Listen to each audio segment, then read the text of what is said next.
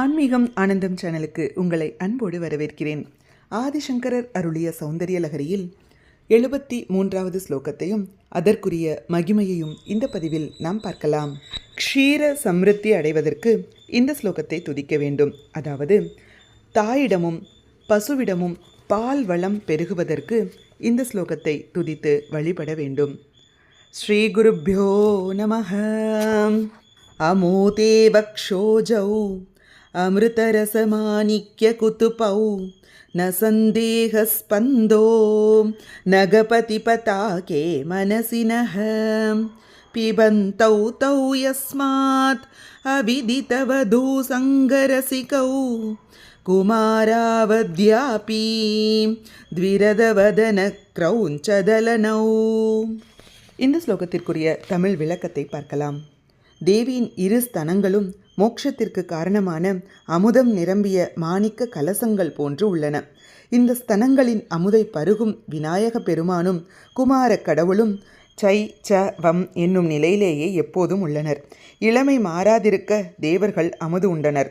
ஆயின் இவ்விருவரும் இளமை என்ற நிலையை கூட அடையாது எப்போதும் பாலகர்களாகவே விளங்குகின்றனர். இவ்வாறு இருப்பதாலேயே மங்கையர் கூட்டுறவை அறியாது உள்ளனர். தென்னிந்தியாவில் விநாயகர் பிரம்மச்சாரியாகவும் வட இந்தியாவில் கார்த்திகேயர் பிரம்மச்சாரியாகவும் இன்றும் போற்றப்படுகின்றனர்.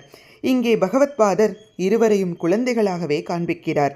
இருவரும் மகா சக்திமான்களாகவும் ஞான ஸ்வரூபமாகவும் விளங்க தேவியின் ஞானாமிருதமே காரணமாகும். இவ்வாறு தேவியை தியானிப்பவர் பிரம்ம சாட்சா்காரம் அடைந்து ஜீவன் முக்தர்கள் ஆவார்கள்.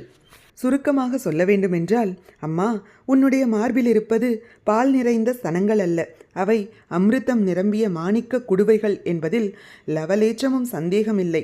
பாலுடைய ஸ்தனங்களினால் அதை பருகிய கணபதி மற்றும் ஸ்கந்தன் ஆகிய இருவரும் பால்யம் தாண்டி யவ்வனம் போன்ற வளர்ச்சிகளை அடைந்திருப்பார்கள். அவர்கள் இருவரும் வளர்ந்து ஸ்திரீ சங்கமம் தெரியாத குழந்தைகளாக யானை முகத்துடனும் பர்வதத்தை பிளப்பது போன்ற விளையாட்டுகளுடன் இருக்கின்றனர். இதன் காரணமாகவே உனது ஸ்தனங்களில் பாலுக்கு பதிலாக அமிர்த ரசம் நிறைந்ததாக கூறுகிறோம் என்று ஆசிரியர் அழகாக விளக்குகிறார்.